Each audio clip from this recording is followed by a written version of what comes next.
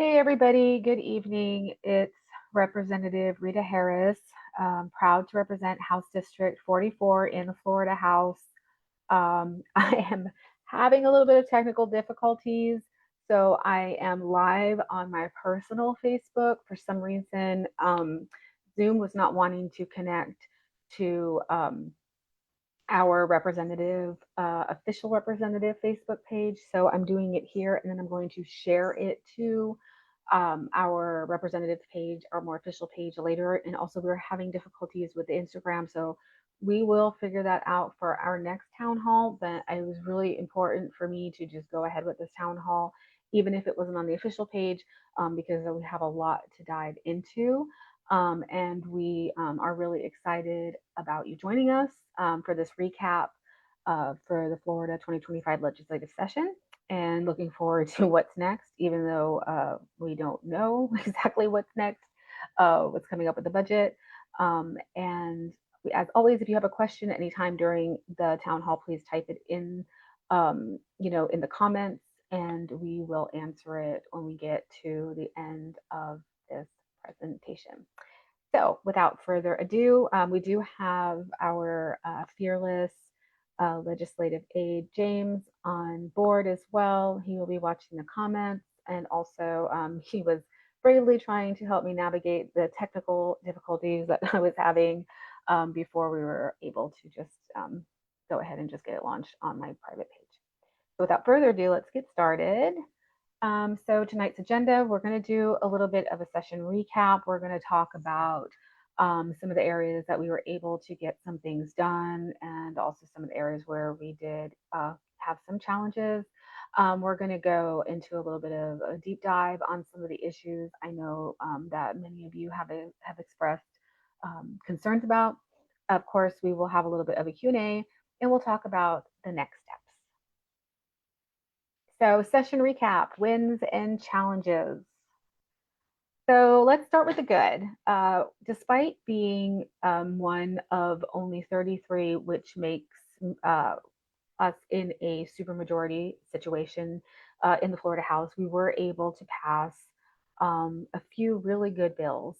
And we were also able to stop the progression of bills that would have harmed our state and the people who live here.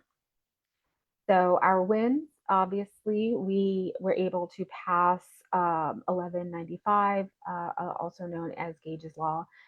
This bill was brought to us by a local parent who had lost her son to an accidental fentanyl overdose. And really the wording, and I think probably moving forward, I will also start using it too, was fentanyl poisoning, because Gage did not know that he was consuming fentanyl, and that has been a huge problem across the country, but especially in our state, where people are taking a drug and they think it is one thing, and it's actually it contains fentanyl, and because of that, they have oftentimes will have an overdose. So what this law will do is it will require that hospitals and hospital-based emergency departments test for fentanyl if a patient is being treated for a possible drug overdose. This is going to save lives by ensuring that people are tested for something, even if they don't realize that they have taken it. We are super proud. It was a bipartisan effort with Representative Doug Bankson, who is also part of our Central Florida delegation.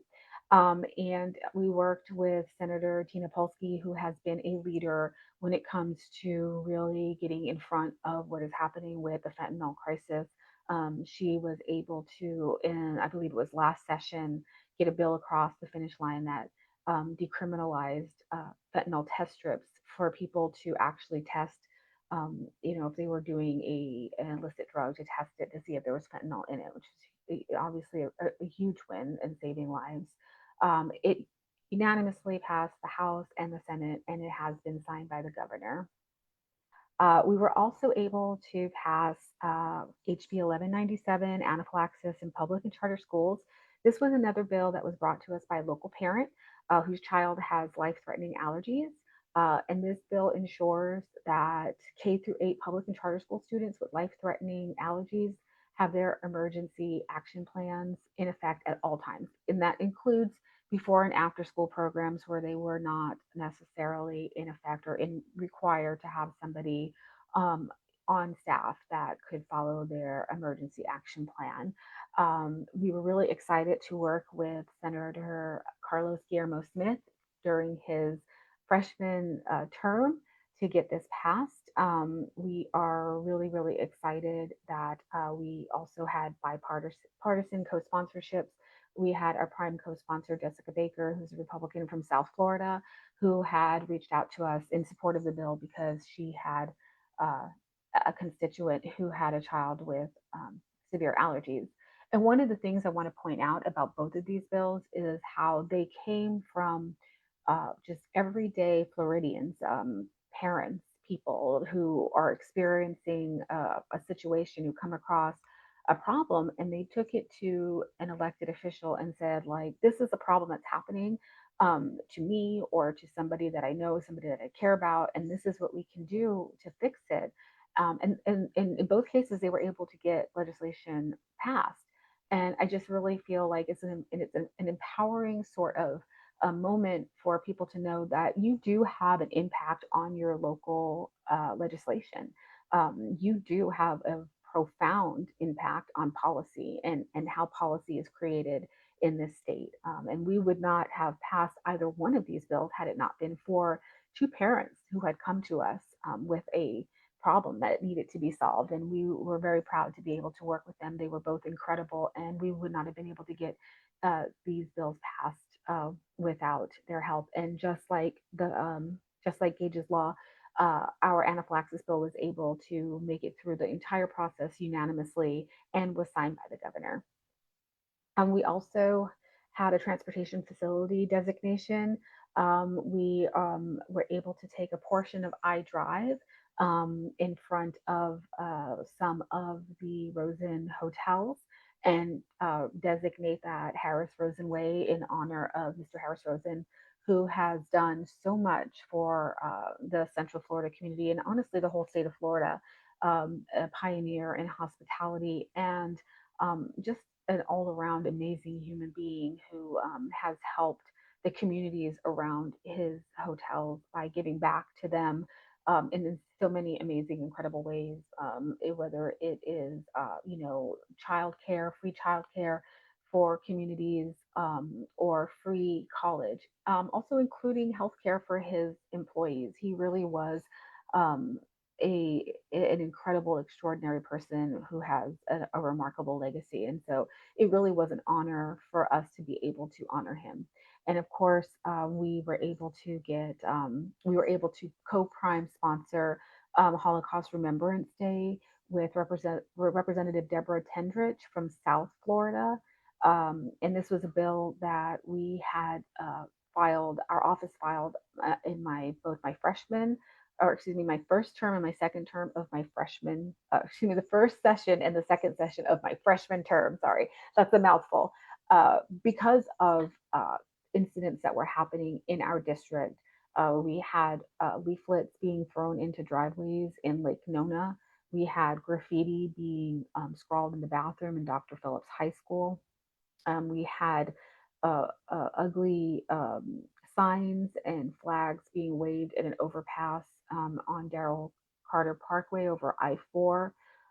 And then, of course, it all culminated with people standing outside a Chabad on a Friday evening harassing families as they went in for Shabbat dinner. So we were really happy that we were able to help get this past this session. And it just goes to show that oftentimes you don't pass a bill the first time you present it, but you have to remain dedicated to what it is that you're trying to do. And sometimes if you work hard and you're able to get something done, you have to be a little creative and go after it in a different way. And I'm really grateful that we were able to get this bill passed in this session. Uh, Also, some wins, as we said, sometimes a win looks like getting a bill passed. Sometimes a win looks like being able to stop a bill. So some bills that we were able to stop, we had the display of flags by governmental entities. And this would have prevented local elected officials from displaying pride flags, among other flags as well. A bill that truly, really was not asked for and had no real, um, quantitative, productive assistance for the people of Florida. Nobody was calling us asking for this bill. Minimum wage requirements. Um, this bill would have provided loopholes in the Florida minimum wage laws that the voters ourselves approved. Of course, the minimum age for firearm purchase or transfer, which was rolling back the good work that had happened during the horrendous and heartbreaking Parkland tragedy, where they raised the age to purchase firearms. This would have lowered it back down to 18. And then, of course, we have the employment bill that would have rolled back child labor laws. In some cases, allowing children to work overnight without parental consent or even parental notification. So we're really happy that all of these bad bills have failed, and we consider that a win. Um, we also have seen a mixed bag. There were a lot of bad bills, and a lot of them died. And we were able to move legislative process, really good bills through the process. Um, but we rely on the advocacy of everyday Floridians and organizations to help stop bad bills, um, and sometimes just help us make a bad bill less harmful. And not sometimes that's all we can do in this space is, we see that a bill is going to be passed, and we work where we can to make it less harmful. One example was, I can't off the top of my head remember the number. It was an education bill. It had some, uh, it basically had sort of a propaganda-ish video about embryonic development. And thanks to the hard work of our Democratic legislators, they were able to get that removed, as well as clarify language so that kids could participate in political types of activities. And when we say political activities, think like youth in government, think student government. And so while the bill still passed, it was a much better bill than it passed, and it was a bill that for many of us were able to support once we were able to get some of the harmful things removed. And we really consider that a win as well.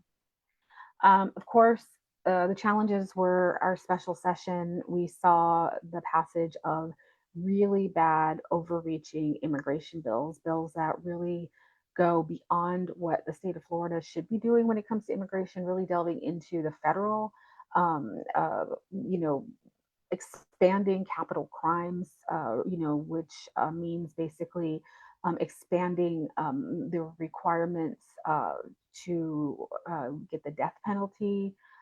It repealed in-state tuition for Dreamers, and to be very clear, Dreamers are young people who were brought to the United States before they turned 18, in many cases when they were very, very young. And this the issue of Dreamers has been one that has been in discussion for 20 years. And the Dream Act was actually a congressional act filed by two, it was a bipartisan act filed by Dick Durbin, and I can't remember who the other gentleman was, but it was a while ago. It was 20 years ago. So this is something that's, it's complicated and we've been working on for a really long time. And it's just very it's just sad to see young people who have no responsibility in coming here being punished, and it honestly isn't very good for the state. These have been signed into law by the governor, and they are being litigated. They are unconstitutional. The capital crimes portion of the bill is unconstitutional. And also, we are putting almost billion dollars, $500 million, almost $500 million into subsidizing the federal government in their immigration enforcement. It starts with right with a $300 million allotment, but there's also a continuation of a yearly reoccurring allotment that goes into this. So it's costing our state a lot of money in doing the job of the federal government. We also had the agriculture bill that sort of that's the bill that is banning fluoride. It it's a public health issue for some people who don't have access to regular health care. This is going to be, this is going to cause a lot of health issues for them. And of course, the bill that I think a lot of people we had a lot of advocacy regarding was the amendments to the state constitution, making it really difficult for people to put amendments on the state constitution. And some of the best policy that has come out of the last 6 years has been through these citizen-led amendments. Think the $15 minimum wage, returning citizens, all of these were done because of people wanting to see this legislation pass, not being able to get anywhere with the legislature and taking it upon themselves. And of course, we have tried to get Medicaid expansion. We have tried to get adult use cannabis. And of course, we have tried to get abortion access on the ballot as well. This bill is going to make it very, very difficult for voters, for constituents to go out there and advocate to get these issues on the ballot in the future. And then, of course, there's the challenge that we're facing right now. There's a bill. We are the only state right now that does not allow families to sue for damages if their family member is, over the age of 26 and doesn't have children. Um, we want our doctors to feel safe. We trust our doctors. However, there is a time and place when people should be able to seek damages if something horrible happens to a loved one. And we are the only state that does not do this. This passed both the House and the Senate. It was a bill that was carried by a Democratic representative, Representative Johanna Lopez. This was an incredible win for her because this bill, they have been trying to get this bill across the finish line for a long time. However, Governor DeSantis is saying that he is going to veto it. And so, we are concerned and we don't know if we have a veto proof majority in both the House and the Senate to combat that if he was to do that. So that's something to keep an eye out. It's still in play. I hope not going too fast.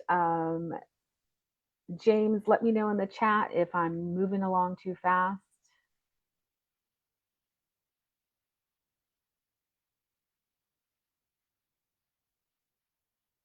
Thank you. Okay, awesome. Let me go back then to my screen sharing. All right, we'll continue then. Deep dive into the issues. So the big question on everybody's mind, what's going on with Florida's budget? For many of us, we are wondering the same thing, and we are in the Florida House. The 2025 legislative session has been extended. It has been extended officially through June 6th. That is of the agreement of both the House and the Senate. The House did pass extending it till the end of June. However, the Senate has not. And as a reminder, passing a balanced budget is a constitutional duty of the legislature. So the leadership of the House and Senate disagree on what Florida's budget should look like. The House Speaker, Senate President, and the Governor all have very different ideas of what they want in the spending. And right now they are very, very far apart. And it does not seem to, we don't see any sign of compromise anytime soon. So Speaker Perez wants to cut the state tax to offer broad relief to consumers. And he wants a more permanent or long-term solution for that. The Senate President, Albritton, wants targeted spending increases in infrastructure investments.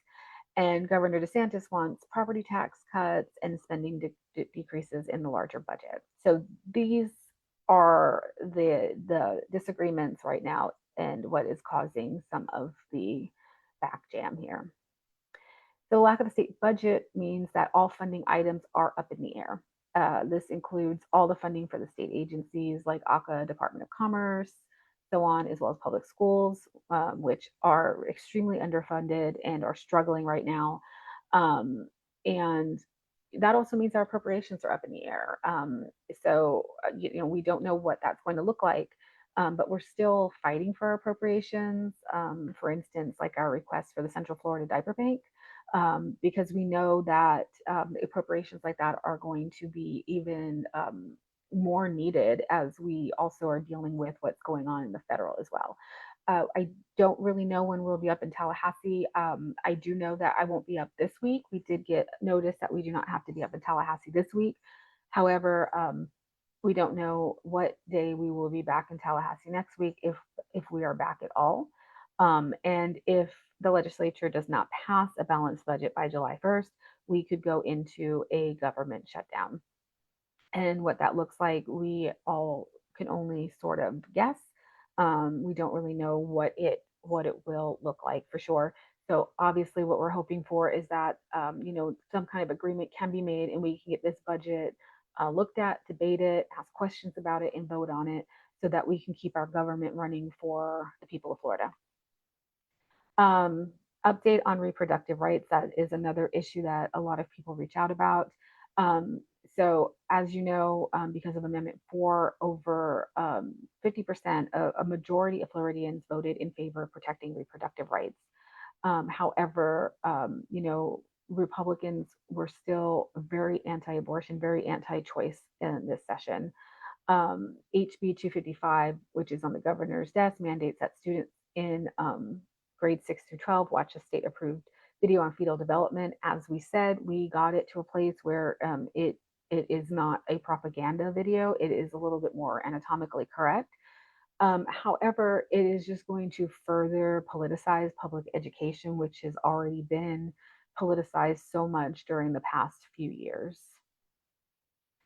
What did the supermajority do about rising housing and property insurance costs? Well, really not much. Florida Republicans still believe that the reforms they passed last session that benefit insurance companies are working.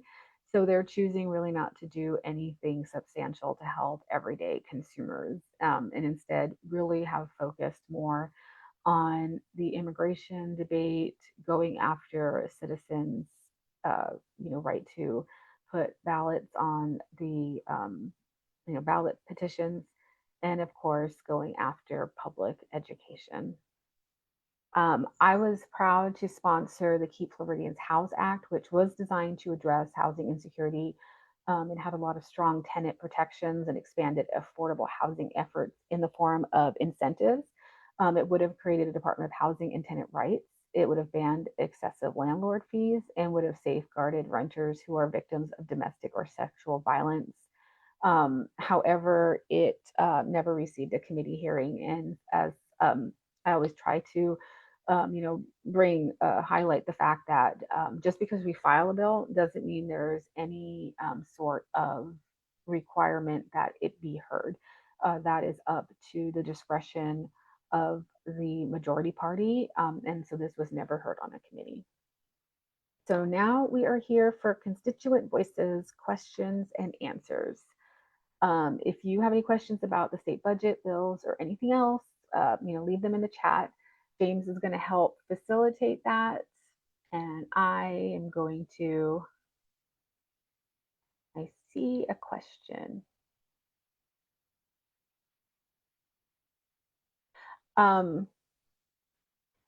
So yeah, I think part of the extended session is the discussion about property taxes. In fact, there is a special committee that was formed to talk about property taxes. They have met once, I believe. They met when we were called up to session called up to Tallahassee to extend session to the end of June.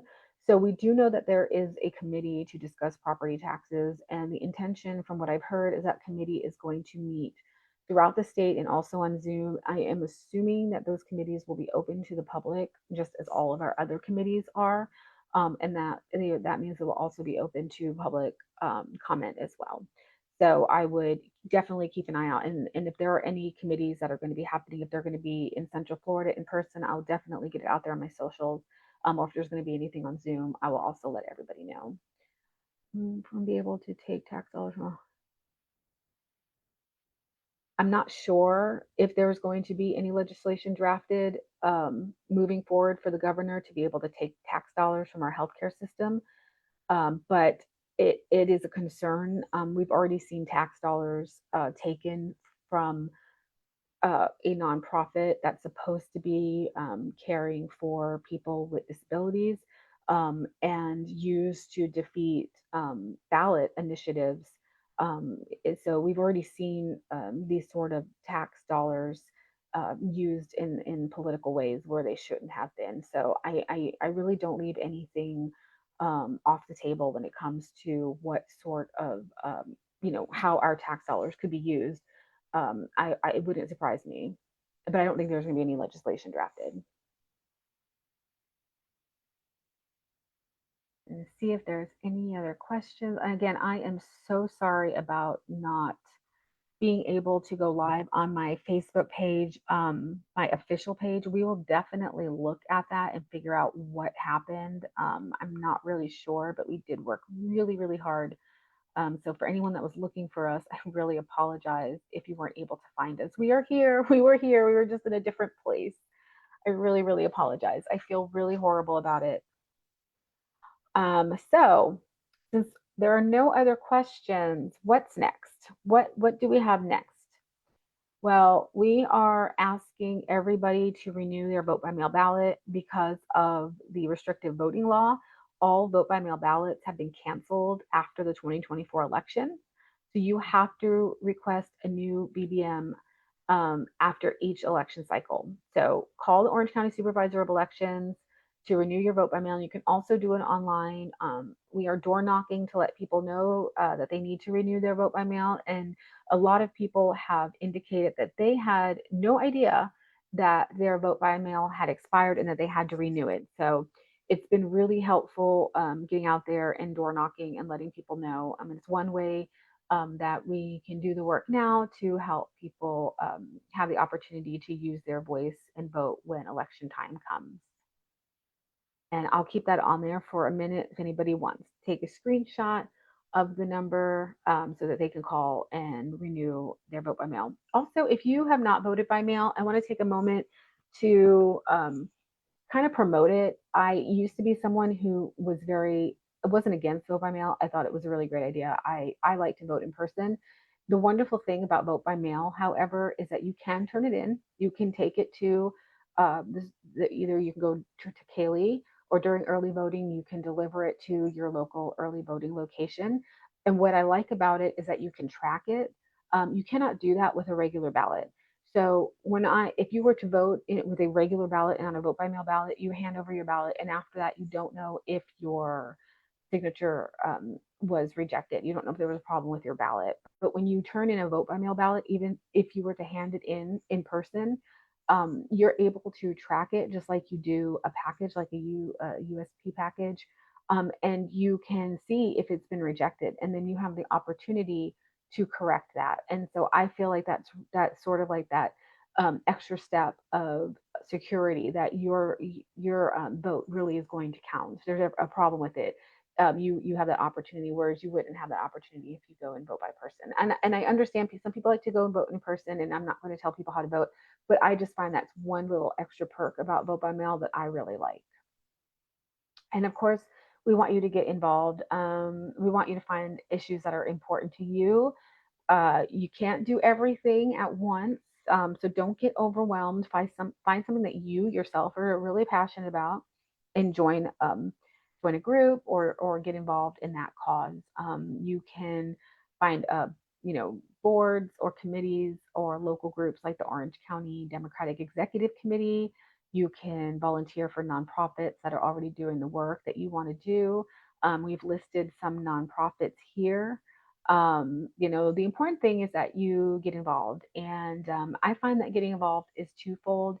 you're doing work, so you're helping, and then also it kind of helps with the anxiety of dealing with everything that's going on around us. It empowers you to feel like you're doing something productive to make a difference. And I also want to point out that no amount of time is too little of amount of time.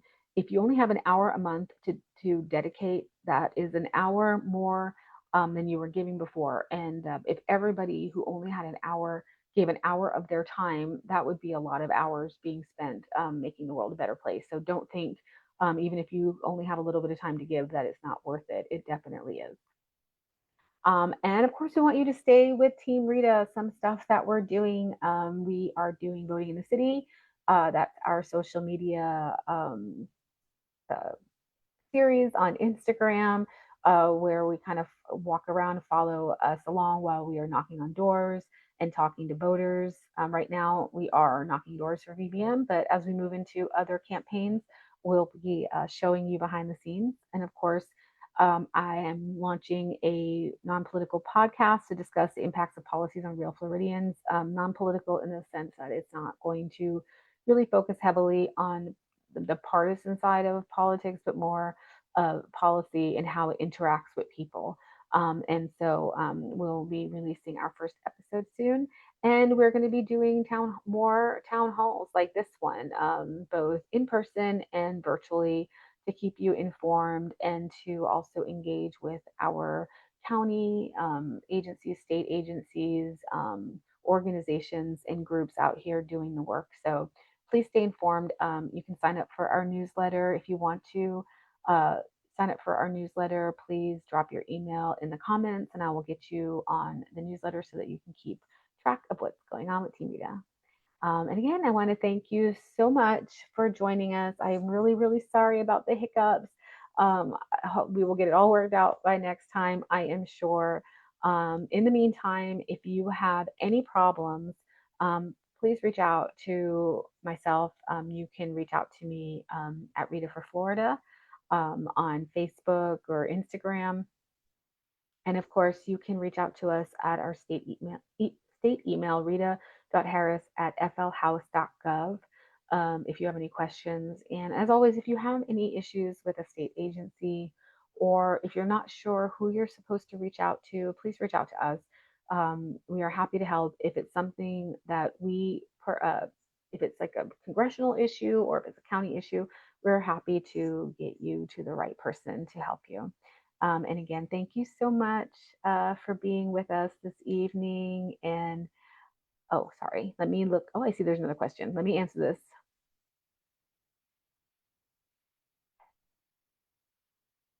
Yes. So they are calling it, it's a Commission of Government Efficiency Code. But I don't know if they're going to be looking into Hope, Florida.